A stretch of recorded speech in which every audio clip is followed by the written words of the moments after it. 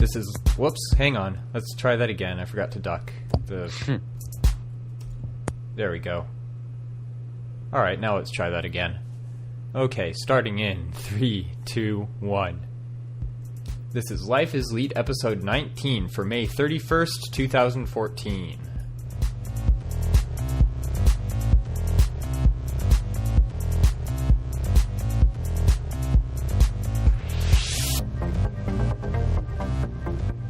Hello everyone, welcome back to Life is Leet. This is a podcast of nerds yelling at microphones about things. I am Jesse Hanna, and joining me today, as always, is my younger brother and my co-host on this here thing, Aaron. How you doing today? Well, I'm doing pretty good. Awesome. So yeah, we're not doing a live stream of this episode. I'll put it up lazy. I'll put it up on YouTube later too, as well as the usual RSS feed. But yeah, we're just lazy. We're not live streaming Deal with this it. because we're lazy. I had a Deal busy with it. morning and I'm exhausted and don't feel like launching the dozen different programs that I have to get up and running to do the stream. So that's just not happening today. But it Deal will with still it. be up on YouTube and it'll still be up on the RSS feed, and we're still doing the thing. We're not pod fading, we swear. So let's go ahead and get right into it, as always, with... Whoops, let me fix the soundboard. Okay, there we go. Now we can get into it with games.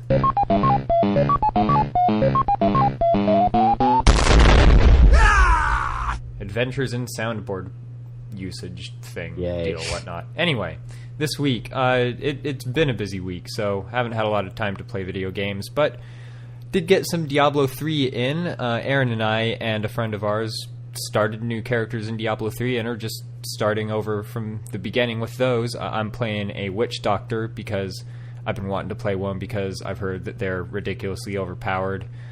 Aaron, you have a demon hunter, is that right? Yep. Yep, and the friend of ours is playing a monk. So, pretty well balanced party, and we started on normal, and we were just destroying everything, so we turned it up to hard. So I was like, this is kind of easy. Yeah. Let's crank it up a little bit. So we turned it up to hard, and then we were still destroying everything. And it's so, still kind of easy. Yeah, so we might try going up one more level next time. But yeah, so there's that, and Aaron and I, we got some WoW time in just the other day, in fact, just yesterday, from when we were recording this. We might do it after this. Yep. Well, Aaron, you'll talk about this in a sec. And then I also got Mario Kart 8, the bundle that I pre-ordered. That's the Wii U Deluxe with Mario Kart 8 bundle arrived yesterday, so I got it set up, and got a little bit of Mario Kart in yesterday, and that game is a lot of fun. I'm definitely enjoying the new Mario Kart. I have to wait for 2 more days. Oof. Wait, today and tomorrow to get it. Right. But come the Monday, I will actually be able to get it. Very nice. All right, so what have you been playing this week, Aaron? Well, we've talked a little bit about that. Want to talk a bit more about what we did in WoW the other day? Well, occasionally I have phases where Blizzard just gets me in a stranglehold with its games. They just suck you right back in. Yep, and between this episode and the last one, I got my Warlock to 60, and then I started questing in Outlands. Yep. And then also, in between that, been playing a tiny bit of Diablo 3, got my Wizard up to 70, and now I'm working on the Crusader that I made when I got the expansion and haven't touched since. Uh-huh. There's that. I've yet to try the Crusader class. How are you liking it so far? It's pretty good. Okay. I just need to spend a little bit more time with him. Yeah, I've heard it's good. I've been meaning to check it out, so I'll get around to that soon. And also go ahead. Because the thing with the classes in Diablo 3 is you can't really tell how much good they are until you unlock all the skills. That's true, yeah. Because when you start out, you just have, like, your 2 mouse buttons, and that's it. Pretty much. But then as you get further into the game, you unlock more stuff, and then that's when you kind of start to see how the class works. Yeah. So yeah, there's that. Well, going back to WoW real quick for a bit yesterday, the two of us went and just chained some random dungeons for a little while. And by random, we mean we got Hellfire Ramparts 4 times in a row. 4 times in a row, 5? yeah. I can't remember. Something like that. Because, when you're in about the 58 to 64 or 5 range, there's really not a whole lot of choice when it comes to quote-unquote random dungeons. But yeah, he was on his Warlock, like you said. I was on my Monk. So that was a lot of fun. I'll probably do that again sometime, and we may even stream it if we remember. We're not lazy. Yeah, if we're not lazy. Well, it's not that hard to get just the game stream set up and get on Skype and do that. So, yeah, and if we do that, we'll announce it on our on the Facebook page and the Twitter feed for the podcast. So keep an eye out for that. Everything. Yep. Let's get into the news. There's a little bit of video game news that we want to talk about this week. WoW is still, speaking of WoW, Blizzard has added a buff to the game that lasts until June 10th that for everything that you do that earns Valor points, it's a double Valor point buff basically for it started yesterday, May 30th, and it goes until June 10th. So for about a week and a half or so, a little less than 2 weeks, if you're working on alts that are up to level 90 and having to grind Valor for them, whether you're gearing up or whether you're working on the legendary cloak quest line that requires you to earn a whole bunch of Valor, then now's a great time to do that. The next week and a half or so is a great time to do that. Couple bits from Nintendo here. We've talked before about the Super Smash Bros. Game that is coming out soon for both the 3DS and the Wii U. And the other day, Nintendo released a video promoting the upcoming Super Smash Bros. Invitational Tournament. And at the end of that, they announced an adapter that will be coming out soon for the Wii U that will let you connect GameCube controllers to it, and it seems like the idea is to be able to do that specifically for Super Smash Bros. They haven't given us a price or a release date yet for the adapter, but or if it's going to even be released, but it probably will. Well, yeah, but anyway, if that does end up happening, of course, we'll report on it here. I do like the GameCube controller. Yeah, I'm buying one. Yeah, I'll be buying one. That's a great idea. I don't know why it uses 2 USB ports, but whatever. Might be that it uses one for data and one for power. Probably. Just a thought. That's one possibility. It just looks weird to me, the fact that it takes up 2 USB slots. Yeah. But whatever. Well, if that does come out, then I might check it out as well. I may end up picking one up too. Continuing with stuff from Nintendo, there have been, as of last Saturday, there have been about 90 million Pokemon traded over the Global Trade System, or GTS. And Nintendo has announced that once the 100 million Pokemon landmark has been reached, they will be distributing a specially patterned Vivillon. And normally the pattern of Vivillon's wings varies based on the actual region that you live in. Previously, Pokemon have varied in appearance based on the part of, or the geographical area within the game that you catch them in. One example of this would be, I think, Frillish is one. I'm looking at the Pokemon posters on my wall to try to remind myself. Shellos is another one that's like that. But this Vivillon, the event Vivillon for the GTS landmark, will have the same pattern wings everywhere. And it's actually the second special event, special pattern Vivillon that Nintendo have announced or are going to be distributing coming up next month. If you live in France or are going to be in Paris anytime during June, there is going to be a special Pokeball patterned Vivillon distributed at the temporary Pokemon Center store in Paris. Okay, can I just interrupt real quick? Go ahead. I'm pretty sure it's pronounced Vivillon because there's 2 L's in there. Well, but if well, the word papillon has 2 L's, and I think that's like French for butterfly, and I'm pretty sure that's the word that Well, Vivillon's. never mind then. Clearly, I know nothing about French. Well, the Kalos region is supposed to be France, so. Well, never mind me then. I'm just going by what my best guess is of the of the etymology of the Pokemon name. So I could be entirely wrong. If you're listening to this and you have a different way that you pronounce Vivillon or Vivillon, then go ahead, record it, and send it to us. Podcast@lifeisleet.com. We'd love to hear it, and we'll play those on the next show if anyone sends it to us. So go ahead and do that. Anyway, moving on. I've been a PlayStation Plus member ever since I got my PS3. It's been a bit less than a year now. It's almost a year now since I got it. But what I got with it was I got a bundle that included a year of PlayStation Plus. So I'm coming up on the renewal of that, but I'm definitely going to be renewing that. And if you haven't done that yet and you have a PlayStation, there's even more reason to do it now, because starting in June, PlayStation Plus members are going to be getting not 1 but 2 free games per month per console. I think next month the PS3 games, just for an example, I think the PS3 games are going to be NBA 2K14 and Sly Cooper Thieves in Time.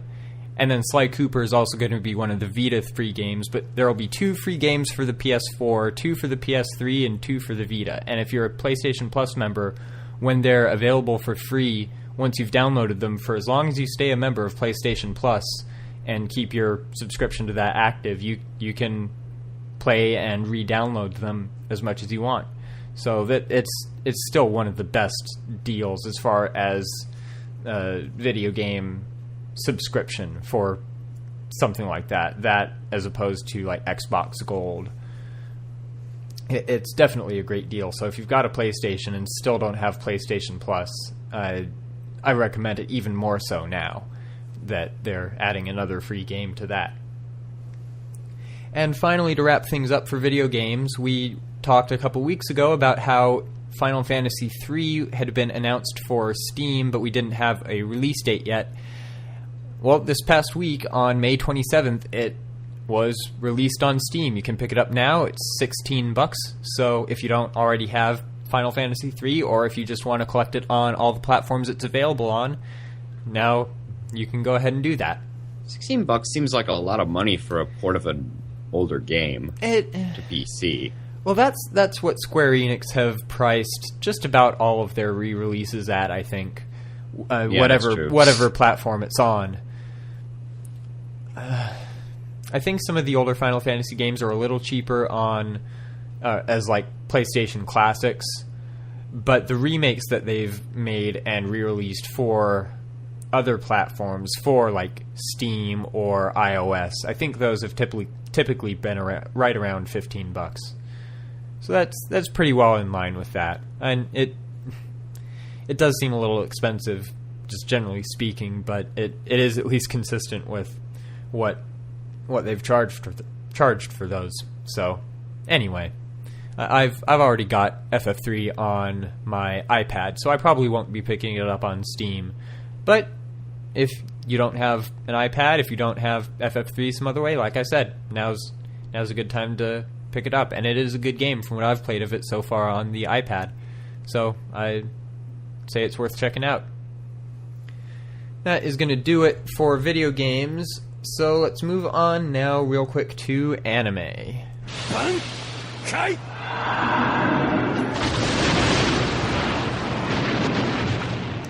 Alright, and not a whole lot to talk about this week for anime. I didn't have a whole lot of time this week to watch things. I watched a couple more episodes of Sailor Moon. I'm a little behind on that. I'm a little behind on the regular series that I've been watching, or the currently running series that I've been watching.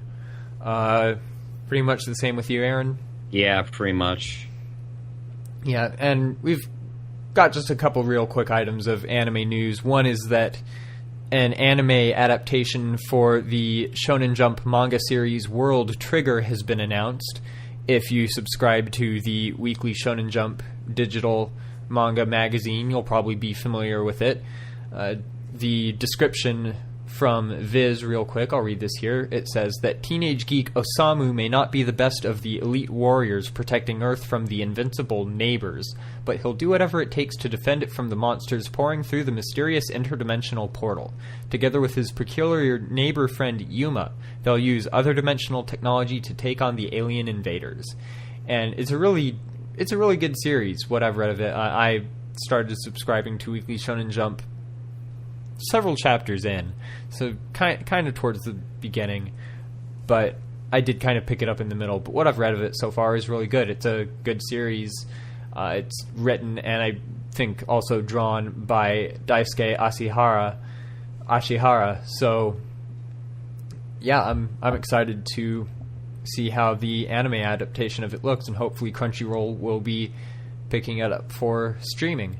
The description sounds interesting. It's pretty cool. And I believe you can get a free preview of it and the digital graphic novels from the Viz Manga website. So if that sounds interesting to you, it's definitely a manga series that I've enjoyed, and it's one that I would recommend checking out if you like sci-fi, alien invader, protecting humanity kind of manga or anime series.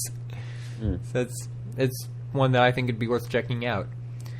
And lastly, if you are kind of an old-timer like me and you remember the days when Dragon Ball and Cowboy Bebop and Sailor Moon were the staples of Cartoon Network's Toonami lineup, you're going to be getting a little bit more of that back pretty soon here, because Dragon Ball Z Kai and Cowboy Bebop are going to be coming back to Toonami. That's going to be happening this fall. We don't have an exact... Cowboy Bebop. The anime's great. Never actually did finish it. But I still should. Cowboy Bebop is rightfully regarded as one of the best anime series ever made. So I'm glad to see that coming back. And Dragon Ball Z Kai I haven't seen any of, but I've heard that it's I've heard that it's a little closer to the manga as far as pacing, a little closer to the Dragon Ball manga as far as pacing, and not like the endless episodes of guys yelling at each other and powering up, but no actual fighting that you got in the old English adaptation or the old anime adaptation of it. So I might be checking those out. We don't have an exact date for it yet. It'll just be sometime this fall, and we don't have the timing for it yet, but we will let you know as soon as those have been announced. And that's pretty much going to do it. It's another quick episode this week because we've been busy and there's just not been a whole terribly lot of stuff going on. But if you want to read any of the show notes, which will have links to all the stuff that we talked about during the episode, if you want to download the MP3 of the show, if you want links to our Facebook, Twitter, Google+, YouTube pages, links to our RSS feed, or iTunes where you can subscribe to us, all of that is at our website, which is lifeisleet.com. That's LIFEISLEET.com. I'm Jesse. I write this thing, so if anything in it is wrong, blame me. All the stuff that I do is at jbhanna.net or at jbhanna on Twitter. Aaron streams things every once in a while at twitch.tv/Plato0, and I stream things sometimes at twitch.tv/jbhanna. Whenever one or the other, or both of us, is going to be streaming something, we'll post about it on our Facebook and Twitter pages, so you will have a link there to check it out, and just keep an eye on those for when we'll be doing that. If you want to send us any feedback, any comments, any suggestions, audio attachments for us to play on the show, recommendations of stuff for us to read or watch or play or whatever, you can send all of that to us at podcast@lifeisleet.com. Again, that's podcast@lifeisleet.com. That's going to do it for this week. Thank you so much, everyone, for tuning in. Pretty short this week. Yep. Anyway, for me, for Aaron, everyone in the sound of my voice, take care and we'll see you next week.